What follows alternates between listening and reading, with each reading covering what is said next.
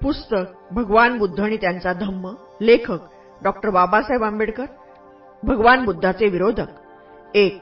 मोहाकर्षणाने धर्मदीक्षा देण्याचा आरोप. एकदा वैशालीच्या महावनातील कुटागारामध्ये भगवान बुद्ध वास्तव्यास होते. बद्दीय लिच्छवी तथागतांकडे त्यावेळी आला आणि म्हणाला, भगवान, लोक म्हणतात की श्रमण गौतम हा जादूगार आहे आणि दुसऱ्या धर्माच्या लोकांना भुलविण्याचा जादूटोणा त्याला अवगत आहे. 2. ते असे म्हणतात, ते तथागताबद्दल विपर्यस्त प्रचार करण्याचा हेतू अमान्य करतात. आम्ही लिच्छवी लोक या आरोपावर विश्वास ठेवत नाही, पण तथागतांना याबाबत काय म्हणायचे आहे ते ऐकण्याची आमची इच्छा आहे. 3. तथागत म्हणाले, बद्दीय, अफवा, परंपरा किंवा लोकप्रवाद यावर विसंबून राहू नये. एखादी गोष्ट धर्मग्रंथात सांगितली आहे म्हणून ती मान्य करू नका. अमुक एक गोष्ट तर्कसिद्ध किंवा अनुमानावर आधारित किंवा ब्राह्मस्वरूपाने प्रतीत किंवा स्वमतानुकूल वाटली तर तेवढ्यानेच ती स्वीकारू नका. तुम्हाला ती न्याय वाटते म्हणून ती मान्य करू नका. श्रमणाच्या मताचा आदर केला पाहिजे या भावनेने भारून जाऊ नये एखादी गोष्ट स्वीकारू नका. 4. पण बद्दीय, अमुक एक कृत्य पापकर्म आहे असे सर्व घटना स्वतः निरीक्षून तुम्हाला आढळला किंवा अनुभवी विद्वानांनी ते गर्ह्य आहे असे सांगितले आणि त्यामुळे हानी किंवा अपाय होण्याचा संभव आहे असे आढळले तर त्याचा तुम्ही त्याग करा. 5. आता तुझ्या प्रश्नाबद्दल बोलायचे म्हणजे बद्दीय जे मजवर जादूटोणा करून धर्म परिवर्तन करण्याचा आरोप करतात ते स्वतः महत्वाकांक्षी लोक नाहीत काय? बद्दीय बोलला, होय भगवान, ते महत्वाकांक्षी आहेत. 6. मग बद्दीय लोभाने जिंकले गेलेले महत्वाकांक्षी लोक आपली महत्वाकांक्षा साध्य करण्यासाठी खोटे बोलण्यास किंवा पाप करण्यास कधी कचरतील काय? 7. आणि बद्दीय जेव्हा कुविचार आणि सूड भावना अशा माणसांच्या मनात उत्पन्न होते तेव्हा त्यांच्या महत्वाकांक्षेच्या आड येणाऱ्यावर आरोप करण्यास ते दुसऱ्यांना चिथावणी देणार नाहीत काय? होय भगवान, देतील. बद्दीय बोलला. 8. बद्दीय, माझ्या शिष्याला मी फक्त असा उपदेश करतो, प्रिय शिष्य, लोभयुक्त विचारांचे नियमन करून तू राहत जा. असे केल्याने कोणतेही लोभमूलक कार्य मन, वचन किंवा कृत्य याद्वारे तुझ्याकडून घडणार नाही. द्वेष आणि अज्ञान यावर नियंत्रण ठेवून तू वाग. 9. बद्दीय, जे श्रमण ब्राह्मण माझी निंदा करतात की श्रमण गौतम जादूगार आहे आणि त्याला जादूटोणा अवगत आहे ज्यामुळे परधर्मातील लोकांना तो भुलवतो, ते लबाड व खोटे बोलणारे आहेत. 10. भगवान, आपली ही जादू मोठी अजब गोष्ट आहे. या आपल्या जादूटोण्याने माझ्या प्रिय नातेवाईकांना भूल पडली असती तर किती बरे झाले असते. खात्रीने त्यामुळे त्यांना हित आणि सुख प्राप्त झाले असते.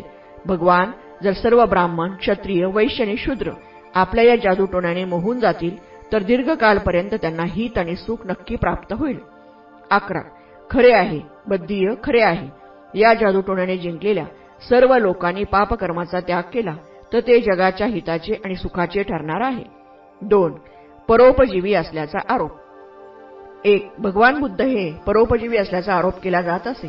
ते कष्ट करून स्वतःची उपजीविका न करता दुसऱ्यावर आपल्या जीवनाचा भार टाकतात असे म्हणण्यात येत असे. आरोप आणि तथागतांचे त्यावर उत्तर खालीलप्रमाणे आहे. 2. एकदा भगवान बुद्ध मगध देशातील दक्षिणगिरी प्रांतातील एकनाला नामक ब्राह्मणाच्या गावात राहत होते. त्यावेळी कृषीभारद्वाजाचे 500 नांगर शेतीसाठी जोडले जात होते. 3. पहाटे लवकर चिवर घालून आणि भिक्षापात्र घेऊन ज्या ठिकाणी ब्राह्मण काम करीत होता त्या ठिकाणी तथागत गेले. त्यावेळी तिथे भोजनही आणण्यात आले होते. तथागत एका बाजूला उभे राहिले. 4. ते भिक्षेसाठी उभे राहिले आहेत असे पाहून ब्राह्मण म्हणाला, श्रमण, मी नांगरतो, बी पेरतो आणि मगच मी खातो. तुम्ही सुद्धा प्रथम नांगरले पाहिजे, बी पेरले पाहिजे आणि मग खाल्ले पाहिजे. 5. ब्राह्मणा, मीही खाण्यापूर्वी नांगरतो आणि बी पेरतो. 6. श्रमण गौतमाचा नांगर, जू, फाळ, पराणी किंवा बैलजोडी कधी मी पाहिली नाही, तरीही आपण म्हणता की मी खाण्यापूर्वी नांगरतो आणि बी पेरतो. 7. तुम्ही कृषीवल असल्याचा दावा करता, पण तुम्ही कसलेली जमीन तर कुठे दिसत नाही. तुम्ही कशी शेती करता ते मला ऐकायचे आहे. 8. श्रद्धा हे माझे बीज, तपस्या ही वर्षा, प्रज्ञा हे जू आणि नांगर, पापभिरुता हा दंड, विचार ही जू बांधण्याची दोरी आणि दक्षता हा नांगर, फाळ आणि पराणी. तथागतांनी उत्तर दिले. 9. वचन आणि कर्म यामध्ये दक्षता व भोजनात संयम ठेवून निरुपयोगी गवतापासून मी शेतीला जपतो आणि अंतिम आनंदाचे पीक उगवेपर्यंत मी सतत खपत असतो. प्रयत्न हा माझा पुष्ट बैल आहे, जो खडबडीत जमिनीला कचरत नाही आणि सरळ शांतीच्या मार्गाने जिथे दुःखाचा लवलेशही नसतो त्या अंतिम स्थानी मला तो घेऊन जातो. 10. हे ऐकल्यावर ब्राह्मणाने काश्याच्या पात्रात खीर घालून ती भगवान बुद्धांना अर्पण केली आणि तो बोलला, श्रमण गौतम, हिचा स्वीकार करा. खरोखर आपणच कृषीवल आहात. आपण अमृताचे पीक काढता. 11. तथागत त्यावर बोलले, पुरोहितासारखी मी दक्षिणा घेत नाही. सिद्ध पुरुष अशा वृत्तीचे समर्थन करीत नाहीत. तथागतांना तरी मी सर्वस्वी निषिद्ध आहे. जोपर्यंत सधर्म विद्यमान आहे तोपर्यंत ही प्रथा टिकलीच पाहिजे. एखाद्या पवित्र, शांत, प्रवीण, सत्प्रवृत्त श्रमण ब्राह्मणास ते दे, त्याने तुला पुण्यलाभ होईल. 12. तथागतांचे हे शब्द ऐकून तो ब्राह्मण त्यांच्याकडे गेला आणि त्यांच्या चरणी मस्तक ठेवून बोलला, श्रमण गौतम, अद्भुत, खरोखरच हे अद्भुत आहे. जसा एखादा माणूस एखादी पडलेली वस्तू पुन्हा उभी करतो, किंवा एखादी गुह्य गोष्ट सांगतो, किंवा एखाद्या परभ्रष्ट माणसाला योग्य मार्गदर्शन करतो, किंवा डोळस माणसाला सभोवतालचे जग दिसावे म्हणून अंधारात दीप पेटवून आणतो, तसेच तथागतांनी नाना प्रकारांनी आपला धर्म स्पष्ट करून सांगितला. 13. बुद्ध, धम्म आणि संघ यांचा आश्रय मी स्वीकारतो. तथागतांनी मला प्रवज्जा आणि उपसंपदा देण्याचा अनुग्रह करावा. अशा प्रकारे कृषीवल भारद्वाजाने प्रव्रज्जा व उपसंपदा ग्रहण केली. 3. सुखी संसार उद्ध्वस्त केल्याचा आरोप. 1. मगध देशातील पुष्कळ थोर तरुण सरदार पुत्र तथागतांचे शिष्य झालेले पाहून लोक रागावले आणि चिडले. ते बोलू लागले, श्रमण गौतम माता पित्यांना संतान बनवित आहेत. श्रमण गौतम विवाहित स्त्रियांना विधवा बनवित आहेत. श्रमण गौतम कुटुंबाचा नाश करीत आहेत. 2. त्यांनी एक सहस्र जटिलांना दीक्षा दिली. संजयाच्या 250 अनुयायांना त्यांनी दीक्षा दिली. मगध देशातील पुष्कळ थोर तरुण कुलवंत श्रमण गौतमाच्या नादी लागून पवित्र जीवन व्यतीत करीत आहेत. आता पुढे काय होईल ते सांगता येणार नाही. 3. आणि जेव्हा त्यांच्या दृष्टीस भिकू पडतात तेव्हा ते त्यांना असे चिडवतात, महाश्रमण मगध देशी राजगृहात संजयाच्या सर्व अनुयायांसह आले आहेत. आता आणखी कोणाच्या वाटेला ते जाणार? 4. भिक्खूंच्या कानी हे आरोप पडले आणि त्यांनी ते तथागतांना निवेदित केले. 5. तथागत म्हणाले, हा गदारोळ फार दिवस टिकणार नाही. फक्त 1 सप्ताह तो टिकेल. सप्ताहानंतर सर्व काही शांत होईल. 6. आणि जर ते तुम्हाला चिडवू लागले तर त्यांना सांगा की जे महावीर आहेत, जे तथागत आहेत, ते सद्धर्माच्या मार्गाने जातात. जर विद्वान पुरुष लोकांना सन्मार्गाने नेऊ लागले तर त्यात तक्रार करण्यासारखे काय आहे? माझ्या धम्मात कसल्याच जबरदस्तीला स्थान नाही. वाटल्यास कुणी गृहत्याग करावा किंवा गृहस्थ राहून परिव्रज्जा घ्यावी. 7. भिक्खूंनी जेव्हा टीकाकारांना तथागताचे हे शब्द सांगितले तेव्हा त्यांना समजून चुकले की शाक्य पुत्र श्रमण लोकांना सन्मार्गानेच नेत आहे, कुमार्गाने नव्हे, आणि मग त्यांनी तथागतांना दोष देण्याचे थांबविले. 4. जैन तीर्थक आणि प्राणघाताचा आरोप. 1. तीर्थकांना वाटू लागले की श्रमण गौतमाच्या प्रभावामुळे लोक आता आपणास आदर दर्शवित नाही. एवढेच नव्हे तर आपल्या अस्तित्वाची देखील त्यांना जाणीव दिसत नाही. 2. तीर्थकांनी विचार केला, त्याचा प्रभाव नाहीसा करण्यासाठी काहीतरी उपाय केला पाहिजे, कुणाचे तरी सहाय्य घेतले पाहिजे. सुंदरीच्या मदतीने हे काम यशस्वी होऊ शकेल. 3. ते सुंदरीकडे गेले आणि तिला म्हणाले, भगिनी, तू अत्यंत सुंदर आणि आकर्षक आहेस. श्रमण गौतमाबद्दल जर तू कुवार्ता प्रस्तुत केलीस तर लोक तिच्यावर विश्वास ठेवतील आणि त्यामुळे त्यांचा प्रभाव कमी होईल. 4. दररोज सायंकाळी जेव्हा जेत वनाहून शहराकडे लोक परत येत त्यावेळी हातात पुष्पमाला, कर्पूर आणि सुगंध घेऊन जेत वनाकडे सुंदर जात असे. परतणारे लोक विचारत, सुंदरी कुठे जातेस? त्यावर ती उत्तर देत असे, मी श्रमण गौतमांकडे त्यांच्या गंधकुटीत राहण्यास चालले आहे. 5. तीर्थकांच्या उद्यानात रात्र घालवून प्रातःकाल होताच ती तिथून परतत असे. जे कोणी तिला विचारत की रात्रभर तू कुठे होतीस, त्यांना ती सांगत असे, श्रमण गौतमांच्याकडे. 6.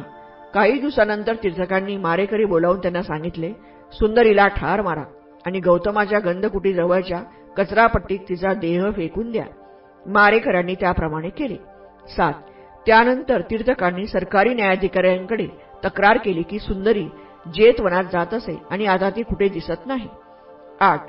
सरकारी अधिकाऱ्यांच्या मदतीने शोध करताना कचरापट्टीत तिचा देह त्यांना आढळला. 9. आपल्या गुरूंची अब्रू वाचवण्यासाठी सुंदरीची हत्या केल्याचा आरोप तीर्थकांनी तथागतांच्या शिष्यांवर केला. 10. सुंदरीची हत्या केल्याबद्दल मिळालेल्या धनाची वाटणी मारेकरी दारूच्या गुत्त्यात करीत असताना आपापसात भांडू लागले. 11. सरकारी अधिकाऱ्यांनी त्यांना ताबडतोब पकडले आणि त्यांनी गुन्हा कबूल केला. ज्यांच्या प्रेरणेने ही हत्या करण्यास ते प्रवृत्त झाले त्या तीर्थकांचाही त्यांनी उल्लेख केला. 12.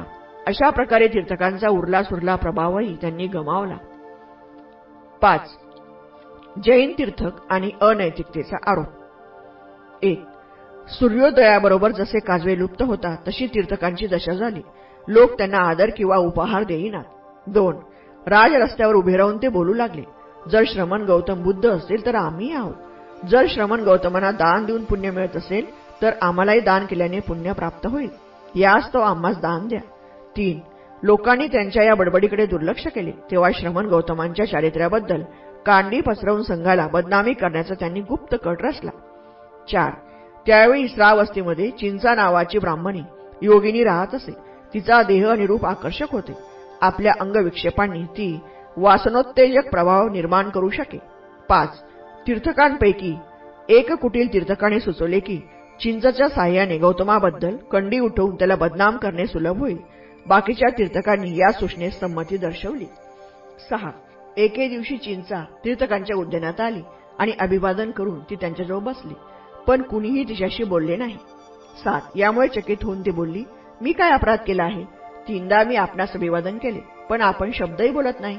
8. तीर्थक बोलले, भगिनी, तुला माहीत नाही काय की आपल्या लोकप्रियतेमुळे श्रवण गौतम आम्हाला बाधक झाला आहे? नाही, मला माहीत नाही, पण याबाबत मी काही करू शकेन काय? 9. भगिनी, जर तुला आमचे भले करायचे असेल तर तू स्वतः गौतमाबद्दल काही कंड्या उठव, जेणेकरून त्याची लोकप्रियता नष्ट होईल. ठीक आहे, या बाबतीत आपण निशंक राहा आणि सर्व मजवळ सोपवा, असे म्हणून ती तिथून निघून गेली. 10. स्त्री सुलभ आकर्षण कलेत आणि नैसर्गिक सौंदर्य विशेषात चिंचा कुशल होती. श्रावस्तीचे नागरिक जेतवनात जाऊन प्रवचन ऐकून परत येत त्यावेळी रक्तवस्त्र परिधान करून, सुगंध लेऊन, हातात पुष्पमाला घेऊन चिंचा जेतवनाकडे जाण्यास निघे. 11. जर कुणी तिला विचारले, तू कुठे निघालीस, तर त्यावर ती उत्तर देई, तुम्हाला काय करायचे? जेतवनातील तीर्थकारामात रात्र घालून ती प्रातःकाळी शहराकडे परत येई. त्यावेळी भगवान बुद्धाच्या दर्शनासाठी नागरिक जेतवनाकडे जात असत. 12. जर कुणी तिला विचारले, तू रात्री कुठे व्यतीत केलीस, तर ती उत्तर देई, तुम्हाला काय करायचे? मी जेतवनात श्रमण गौतमांच्या गंधकुटीत त्यांच्याबरोबर रात्र घालवली. काही लोकांच्या मनात या तिच्या उत्तरामुळे संदेह निर्माण होईल. 13. 4 महिन्यानंतर आपल्या पोटावर जुनी चिरगुटे गुंडाळून त्याचा आकार वाढवून तिने सांगण्यास सुरुवात केली की श्रमण गौतमापासून आपल्याला गर्भप्राप्ती झाली आहे. काही लोकांनी तिच्या या शब्दावर विश्वास ठेवला. 14. 9व्या महिन्यात तिने एक लाकडाची फळी आपल्या पोटावर बांधली आणि कीटकदंशांनी हात सुजवून घेऊन ज्या स्थानी भगवान बुद्ध भिक्खू व गृहस्थांसमोर प्रवचन करीत होते तिथे जाऊन ती म्हणाली, हे महान उपदेशक, आपण पुष्कळ लोकांना धर्मोपदेश करता. आपली वाणी मधुर आहे आणि आपले ओठ फार नाजूक आहेत. आपल्याशी संबंध येऊन मी गर्भवती झाली आहे आणि माझा प्रसूती समय समीप आला आहे. 15. आपण माझ्या प्रसूतीची काहीच व्यवस्था केलेली नाही. तसेच अडीअडचणीसाठी औषध पाण्याचीही काहीच सोय केलेली दिसत नाही.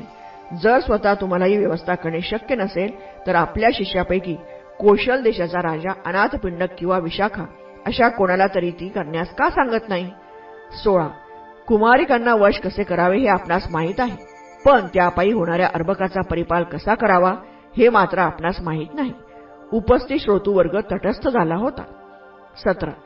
आपले प्रवचन अर्धवट सोडून अत्यंत संयमाने गंभीर स्वरात भगवान बुद्ध बोलले, हे भगिनी, तू जे काही आता सांगितलेस त्याची सत्यासत्यता फक्त आपण दोघांसच माहीत आहे.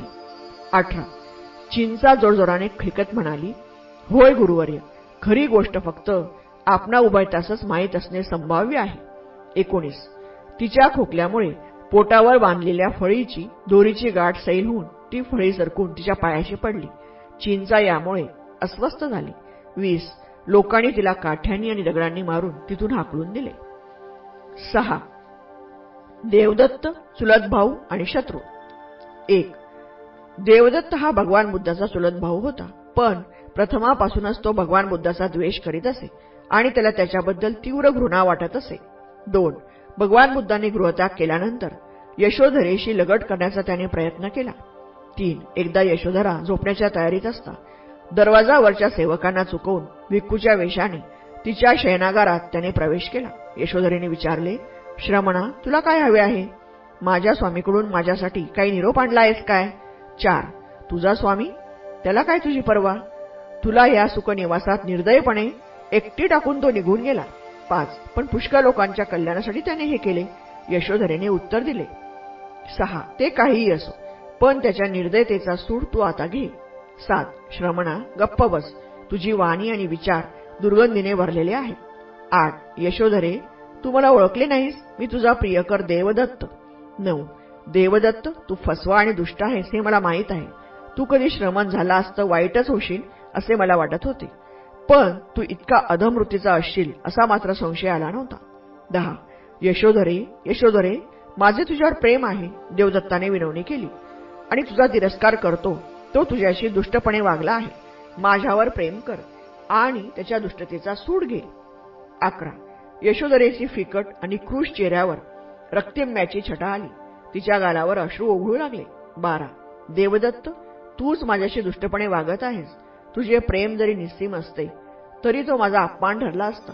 मी तुझ्यावर प्रेम करतो असे सांगतानाही तू खोटे बोलतो आहेस. 13. जेव्हा मी तरुण आणि सुंदर होते तेव्हा तू माझ्याकडे डुंकूनही पाहिले नाहीस. आता मी वयस्क शोकमग्न झाले आहे आणि अशा रात्रीच्या अनुचित समयी तू विश्वासघातकी आणि अपराधी प्रेमाची घोषणा करण्यास आला आहे. तू दुष्ट भ्याड पुरुष आहेस. 14. आणि ती ओरडली, देवदत्त, चालता हो इथून. आणि देवदत्त तिथून निघून गेला. 15. आपल्याला संघप्रमुख न करता सारीपुत्तांनी मोगलायनांना ते स्थान दिले याबद्दल देवदत्तांचा भगवान बुद्धावर रोष होता. देवदत्ताने भगवान बुद्धांवर 3दा प्राणघाताचे प्रयत्न केले, पण तो एकदाही यशस्वी झाला नाही. 16. एकदा भगवान बुद्ध गृंद्रंकूट पर्वताच्या पायथ्याशी सावलीत एरझारा घालीत होते. 17. देवदत्त वर चढला आणि तथागतांचे प्राणहरण करण्याच्या हेतूने त्याने एक मोठा दगड खाली लोटून दिला, पण तो एका खडकावर आदळला आणि तिथल्या तिथे गाडला गेला. फक्त त्याचा एक लहान तुकडा तथागतांच्या पायावर येऊन आदळला आणि त्यामुळे थोडे रक्त आले. 18. त्याने दुसऱ्यांदा भगवान बुद्धाचे प्राणहरण करण्याचा प्रयत्न केला. 19. यावेळी देवदत्त राजकुमार अजातशत्रूकडे गेला आणि म्हणाला, मला थोडे लोक दे. आणि अजातशत्रूने आपल्या लोकांना आज्ञा केली, देवदत्त तुम्हाला सांगेल तसे करा. 20. मग देवदत्ताने एकास आज्ञा केली, जा मित्रा, श्रमण गौतम अमुक जागी आहेत, त्यांची हत्या करा. आणि तो मनुष्य परत आला आणि त्याला म्हणाला, मी तथागतांचे प्राणहरण करण्यास असमर्थ आहे. 21. त्याने तथागतांचे प्राणहरण करण्याचा तिसरा प्रयत्न केला. 22. या समयी राजगृहात नालागिरी नावाचा क्रूर नरघातक हत्ती होता. 23. देवदत्त राजगृहातील हत्तीच्या तबेल्यात गेला आणि रक्षकांना म्हणाला, मी राजाचा नातेवाईक आहे. मी कुठल्याही नीच पदस्थ व्यक्तीला उच्चपदी चढवू शकतो. मी त्याचा शिदा किंवा पगार वाढवू शकतो. 24. तेव्हा माझ्या मित्रांनो, जेव्हा श्रमण गौतम या सडकेवर येतील तेव्हा नलगिरीला मुक्त करा आणि सडकेवर जाऊ द्या. 25. देवदत्ताने भगवान बुद्धांना मारण्यासाठी धनुधरांची नियुक्ती केली होती. त्याने पिसाळलेल्या नलगिरी हत्तीला त्यांच्या मार्गात सुटे सोडले होते. 26. पण तो यशस्वी झाला नाही. जेव्हा हे प्रयत्न उघडकीस आले तेव्हा देवदत्ताला प्राप्त झालेल्या सर्व सार्वजनिक नेमणुका रद्द झाल्या आणि नंतर अजातशत्रूनेही त्याला भेटीगाठी नाकारल्या. 27. उपजीविकेसाठी त्याला दारोदार भीक मागावी लागली. देवदत्ताला अजातशत्रूकडून पुष्कळ नजराणे प्राप्त झाले होते, पण ते फार टिकू शकले नाही. नलगिरी प्रकरणानंतर देवदत्ताचा प्रभाव संपूर्ण नष्ट झाला. 28. आपल्या कृत्यामुळे अप्रिय झाल्यामुळे देवदत्त मगध देश सोडून कौशल देशात गेला. राजा प्रसेनजित आपले स्वागत करील अशी त्याची अपेक्षा होती, पण प्रसेनजिताने त्याला तुच्छतेने वागवून हाकलून दिले. 7. ब्राह्मण आणि भगवान बुद्ध. 1. एकदा पुष्कळ भिक्खू समवेत तथागत कौशल देशात परिभ्रमण करीत असता ते थून नामक ब्राह्मण ग्रामात जाऊन पोहोचले. 2. थून गावातील ब्राह्मण गृहस्थांच्या कानावर बातमी आली की श्रमण गौतम आपल्या गावातील शेतात येऊन पोहोचले आहेत. 3. ब्राह्मण गृहस्थ स्वभावाने लोभी, असत्य मताचे आणि अश्रद्ध होते. 4. ते म्हणाले, जर श्रमण गौतम या गावात प्रवेश करतील व 2-3 दिवस वास्तव्य करतील तर सर्व ग्रामस्थ त्यांचे उपासक बनतील, मग ब्राह्मण धर्माला आधार राहणार नाही. यासाठी त्यांच्या ग्रामप्रवेशाला प्रतिबंध केला पाहिजे. 5. गावात प्रवेश करण्यापूर्वी नदी ओलांडावी लागेल. तथागतांच्या ग्रामप्रवेशाला प्रतिबंध करण्यासाठी त्या ब्राह्मणांनी नदीतल्या सर्व होड्या किनाऱ्यापासून काढून घेतल्या आणि पूल आणि बांध निरुपयोगी करून टाकले. 6. त्यांनी एक सोडून इतर सर्व विहिरीत पालापाचोळा भरला आणि पाणवठे, आरामगृहे आणि पडव्या झाकून अदृश्य केल्या. 7. तथागतांना त्यांची ही दुष्कृत्ये समजली आणि त्यांची दया येऊन भिक्खू वर्गासह त्यांनी नदी पार केली आणि मार्ग कापीत ते थून ब्राह्मणग्रामी येऊन पोहोचले. 8. तथागत सडक सोडून एका बाजू झाडाखाली जाऊन बसले. त्या समयी पुष्कळ स्त्रिया पाणी घेऊन तथागतांच्या जवळून जात होत्या. 9. त्या गावाने निश्चय केला होता की श्रमण गौतम तिथे आले तरी त्यांचे आगत स्वागत करायचे नाही आणि जर ते एखाद्या घरी गेले तर त्यांना किंवा त्यांच्या शिष्यांना अन्न किंवा पाणी द्यायचे नाही. 10. एका ब्राह्मणाची दासी पाण्याचा घडा घेऊन जात असता तिच्या नजरेस तथागतांनी भिक्खू पडले. ते थकलेले व तहानलेले आहेत हे जाणून ती भाविक दासी त्यांना पाणी देणार होती. 11. ती मनाशी म्हणाली की जरी गावच्या लोकांनी श्रमण गौतमाचे स्वागत करू नये किंवा त्यांना काही देऊ नये असे ठरवले तरी या पुण्यक्षेत्र व दानपात्र लोकांना पाहून त्यांना थोडे पाणी देऊन माझ्या मुक्तीचा पाया जर मी घातला नाही तर मी दुःखातून कशी बरे मुक्त होऊ शकेन. 12. काय वाटेल ते हो. या गावाचे सर्व लोक मला मारोत किंवा बांधून घालो. या पुण्यक्षेत्रांना मी पाणी दिल्यावाचून राहणार नाही. 13. दुसऱ्या स्त्रियांनी तिला थांबवण्याचा यत्न केला, पण एकदा निश्चय केल्यावर जीवाची पर्वा न करता तिने आपल्या डोक्यावरचा घडा खाली ठेवला व ती तथागतांच्या जवळ गेली आणि तिने त्यांना पाणी दिले. त्यांनी आपले हातपाय धुतले व पाणी प्राशन केले. 14. तथागतांना तिने पाणी दिल्याची हकीकत तिच्या ब्राह्मण धन्याला समजली. तिने गावाच्या ठरावाचा भंग केला आहे आणि लोक मला दोष देत आहेत अशा विचाराने संतप्त होऊन दातोट खाऊन तो तिच्या अंगावर धावला आणि खाली पाडून लाथाबुक्क्यांनी त्याने तिला मारले. या मारामुळे ती मरण पावली. 2.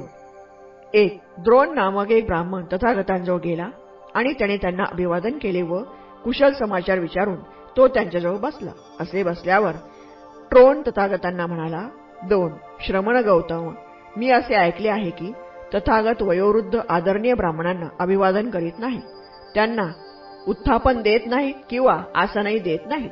3. श्रमण गौतम, हे खरे आहे काय की आपण असे करता? तसे असेल तर ते बरे नव्हे. 4. श्रमण गौतम जर कुणाच्या बाबतीत खरे बोलताना जर म्हटले की कुलशीलवान मातापित्यांपासून त्याचा जन्म झाला, पूर्वीच्या 7 पिढ्यांपर्यंत त्याचे कुल पवित्र आणि निष्कलंक होते, त्याचा जन्म निर्दोष होता, अभ्यासू, वेदमंत्रज्ञ, अक्षर आणि प्रवेदासह 3 वेदात तो पारंगत होता, तसे शब्दशास्त्र, इतिहास, पुराणे, काव्य आणि व्याकरणाचा तो ज्ञात होता, महापुरुष लक्षणाच्या अभ्यासात कुशल व विश्वतत्वज्ञ असा तो होता, तर श्रमण गौतम माझ्या बाबतीत हे संपूर्णपणे यथातथ्य ठरेल, कारण माझा जन्म, माझे कुलशील इत्यादी हे असे आहे. 5.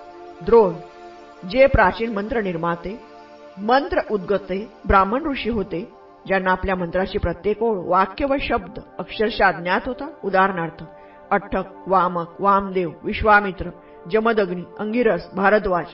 त्यांनी असे म्हणले आहे की ब्राह्मण 5 प्रकारचे असू शकतात: ब्रह्मसदृश, देवसदृश, बंधनयुक्त, बंधनभंजक व जातीभ्रष्ट. द्रोणा, या 5पैकी तू कोणत्या प्रकारचा ब्राह्मण आहेस? 6. श्रमण गौतम, आम्हालाही ब्राह्मणांचे 5 प्रकार माहीत नाही, तरी पण आम्हाला माहीत आहे की आम्ही ब्राह्मण आहोत. आपण आम्हाला धर्मोपदेश करावा म्हणजे मला हे 5 प्रकार समजतील. 7. ब्राह्मणा, तर लक्ष देऊन ऐक, मी सांगतो. 8. ठीक आहे, तो बोलला आणि मग तथागत सांगू लागले.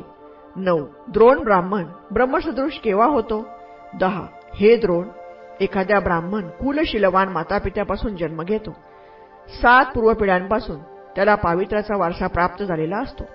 जन्माच्या दृष्टीने तो सर्वथा निर्दोष असतो. 48 वर्ष ब्रह्मचर्याचे तो पालन करतो आणि आचार्यांनी शिक्षण दिल्याबद्दल अधर्मानुसार नव्हे तर धर्मानुसार त्यांची दक्षिणा पूर्ण करण्याबद्दल तो झटतो. 11. आणि द्रोण, धर्मानुसारी म्हणजे काय? तर शेतकरी, व्यापारी, गुराखी, धनुर्धर, राजसेवक किंवा दुसरा कोणताही व्यावसायिक न होता, भिक्षापात्राचा तिरस्कार न करता फक्त भिक्षा मागून तो आपली उपजीविका करतो. 12. तो आपली गुरुदक्षिणा देऊन टाकतो. श्मश्रू शीर्षाचे मुंडन करतो. काशाय वस्त्र परिधान करतो आणि गृहहीन जीवनासाठी गृहत्याग करतो. 13. आणि असे केल्यावर एका, दुसऱ्या, तिसऱ्या, चौथ्या, ऊर्ध्व, अधर अशा सर्व दिशात मैत्रीयुक्त, दूरगामी, व्यापक तसेच असीमित वृत्तीने आणि घृणा किंवा कुविचाराविना तो संचार करीत राहतो. 14. आणि असे केल्यावर तो करुणायुक्त वृत्तीने विहार करतो, मुदितायुक्त वृत्तीने विहार करतो, उपेक्षायुक्त वृत्तीने विहार करतो. एका, दुसऱ्या, तिसऱ्या, चौथ्या, ऊर्ध्व, अधर अशा सर्व दिशात करुणा, मुदिता, उपेक्षापूर्ण विचाराने सर्वत्र दूरगामी, व्यापक, असीमित आणि घृणा किंवा कुविचाराविना तो सर्वत्र संचार करीत राहतो. 15. अशा प्रकारे या 4 ब्राह्मण विहारात विहार करून मृत्यूनंतर देहविच्छेद झाल्यानंतर तो हितकर ब्रह्मलोकात उदय पावतो. हे द्रोण, अशा प्रकारे ब्राह्मण ब्रह्मसदृश होतो. 16. द्रोण, ब्राह्मण देवसदृश कसा होतो? 17. द्रोण, अशाच प्रकारच्या सुजात आणि सुचरित ब्राह्मणाचे उदाहरण घेऊ.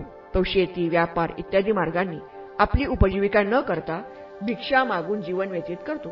तो आपली गुरुदक्षिणा चुकती करतो आणि अधर्मानुसार नव्हे तर धर्मानुसार पत्नीचा स्वीकार करतो. 18. इथे धर्मानुसार म्हणजे तरी काय? तर क्रयविक्रयाने प्राप्त न करता जिच्या हातावर विधियुक्त उदक घातले गेले आहे अशाच ब्राह्मणीचा तो स्वीकार करतो. ब्राह्मणीकडेच जातो.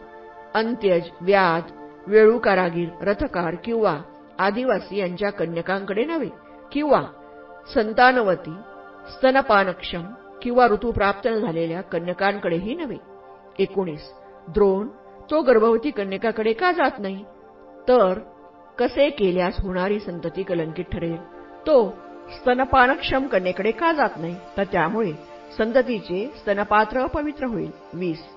आणि जी ऋतुस्नात नाही त्या कन्येकडे तो का जात नाही? हे द्रोण, जर तो अशा कन्येकडे गेला तर कामतृप्ती, क्रीडा अथवा सौख्य यांचे निदान न होता केवळ संतानोत्पत्तीचे साधन एवढेच त्या ब्राह्मणीला महत्त्व उरेल. 21. आणि वैवाहिक जीवनात त्याला संतान प्राप्ती झाली तर तो मुंडन करून घेतो आणि गृहत्याग करून गृहहीन जीवन पत्करतो. 22. आणि अशा प्रकारे गृहहीन झाल्यानंतर कामविकारापासून अलिप्त होऊन तो प्रथम, द्वितीय, तृतीय ध्यान प्राप्त करीत चतुर्थ ध्यानाची साधना करीत सिद्ध होतो. 23. आणि अशा रीतीने चारही ध्यानांची धारणा केल्यावर मृत्यूनंतर देहविच्छेद झाल्यानंतर तो हितकर ब्रह्मलोकात उदय पावतो. 24. हे द्रोण, अशा प्रकारे ब्राह्मण देवसदृश होतो. 25. आणि हे द्रोण, ब्राह्मण बंधनयुक्त ब्राह्मण कसा होतो? 26. हे द्रोण, अशाच एका सुजात आणि सुचरित ब्राह्मणाचे उदाहरण घेऊ. तोही असाच विवाहित होतो. 27. आणि वैवाहिक जीवनात संतान प्राप्ती झाल्यानंतर तो संतान प्रेमाने भारून जाऊन संसारातच मग्न होतो. गृहजीवनाशी निगडीत होऊन राहतो आणि गृहहीन जीवनात प्रवेश करण्याचा विचारही त्याला शिवत नाही. 28. आपल्या परंपरागत बंधनात तो जीवन व्यतीत करतो, त्यांचे उल्लंघन करीत नाही. त्याच्या बाबतीत असे म्हणता येईल, तो बंधनांच्या मर्यादेतच जीवन व्यतीत करतो, सीमोल्लंघन करण्याचा कधी प्रयत्न करीत नाही आणि म्हणूनच या ब्राह्मणाला बंधनयुक्त ब्राह्मण म्हणतात. 29. द्रोण, अशा प्रकारे ब्राह्मण बंधनयुक्त होतो. 30. आणि हे द्रोण ब्राह्मण बंधनभज्य कसा होतो? 31. हे द्रोण, अशाच एका सुजात आणि सुचरित ब्राह्मणाचे उदाहरण घेऊ. तो गुरुदक्षिणा चुकती करतो आणि धर्मानुसार किंवा अधर्मानुसार पत्नीचा स्वीकार करण्याचे योजतो. क्रयविक्रयाने प्राप्त झालेली अथवा ब्राह्मणी अथवा जिच्या हातावर विधियुक्त उदक सोडले गेले आहे अशी. 32. तो एखाद्या ब्राह्मणीकडे जातो किंवा क्षत्रिय, अंत्यज, भूदासी कन्येकडे किंवा जातीभ्रष्ट, व्याध, वेळू कारागीर, रथकार, आदिवासी यांच्या कन्यांकडे किंवा संतानवती, स्तनपानक्षम, ऋतुमती, अप्राप्त ऋतू अशा स्त्रियांकडे जातो. कामतृप्ती, क्रीडा, सौख्य आणि संतानोत्पत्तीचे साधन दृष्टीनेच केवळ त्याला ब्राह्मणीचे महत्त्व वाटत असते. 33. तो परंपरागत बंधनांचे पालन करत नाही, तो त्यांचे उल्लंघन करतो आणि असे म्हटले जाते, तो बंधनांचे पालन करत नाही तर बंधनाचे उल्लंघन करतो आणि म्हणूनच त्याला बंधनभंजक ब्राह्मण म्हणतात. 34. अशा प्रकारे द्रोण ब्राह्मणाला बंधनभंजक म्हणतात. 35. आणि द्रोण ब्राह्मण जातीभ्रष्ट ब्राह्मण झाला असे केव्हा म्हणतात? 36. हे द्रोण, अशाच एका सुजात ब्राह्मणाचे उदाहरण घेऊ. तो 48 वर्षापर्यंत ब्रह्मचर्य पालन करून वेदमंत्राचा अभ्यास करतो. शिक्षणक्रम पूर्ण झाल्यावर गुरुदक्षिणेच्या परिपूर्तीसाठी धर्मानुसार उपजीविका करीत तो कृषीवल, व्यापारी, गुराखी, धनुर्धर, राजसेवक किंवा इतर व्यवसाय पत्करतो किंवा भिक्षापात्राचा तिरस्कार न करता भिक्षा मागून तो उपजीविका करतो. 37. गुरुदक्षिणा चुकती केल्यावर तो धर्मानुसार किंवा अधर्मानुसार पत्नीचा स्वीकार करतो. क्रयविक्रयातून प्राप्त झालेली किंवा जिच्या हातावर विधियुक्त उदक सोडलेले आहे अशी एखादी ब्राह्मणी किंवा दुसरी एखादी स्त्री, संतानवती, स्तनपानक्षम इत्यादी कामतृप्ती, क्रीडा किंवा संतानोत्पत्तीचे साधन म्हणूनच गणली गेलेली अशा प्रकारे तो जीवन व्यतीत करतो. 38. तेव्हा ब्राह्मण त्याच्याबद्दल बोलतात, हा श्रेष्ठ ब्राह्मण आपले जीवन असे कसे बरे व्यतीत करतो? 39. आणि त्यावर तो उत्तर देतो, अग्नी अस्वच्छ व घाणेरड्या वस्तू जाळून टाकतो, पण त्यामुळे तो स्वतः अशुद्ध होत नाही. तसेच ब्राह्मणाने अशा प्रकारे जीवन व्यतीत केले तरी त्यामुळे तो अपवित्र ठरत नाही. 40 आणि असे म्हणतात, तो ब्राह्मण अशा प्रकारे जीवन व्यतीत करतो आणि म्हणूनच त्याला जातीभ्रष्ट ब्राह्मण असे म्हणतात. 41 हे द्रोण, अशा प्रकारे एखादा ब्राह्मण जातीभ्रष्ट ब्राह्मण होत असतो. 42 द्रोण प्राचीन मंत्र निर्माते, मंत्र उद्गाते, ब्राह्मण ऋषी, ज्यांना आपल्या मंत्राची प्रत्येक ओळ, वाक्य व शब्द अक्षरशः ज्ञात आहे. त्यांनी असे म्हणले आहे की ब्राह्मण 5 प्रकारचे असू शकतात: ब्रह्मसदृश, देवसदृश, बंधनयुक्त, बंधनभंजक आणि जातीभ्रष्ट. 43 द्रोण, या 5पैकी तू कोणत्या प्रकारचा ब्राह्मण आहेस? 44 श्रमण गौतम, जर असे ब्राह्मणाचे प्रकार खरोखर असतील तर निदान आम्ही जातीभ्रष्ट ब्राह्मण तरी नक्की नाही. 45 पण श्रमण गौतम, आपले निवेदन अद्भुत आहे. आपण मला उपासक म्हणून स्वीकृत करण्याची कृपा करावी, येणेकरून यावत जीव आपल्या आश्रयाचा अनुग्रह मला प्राप्त होईल.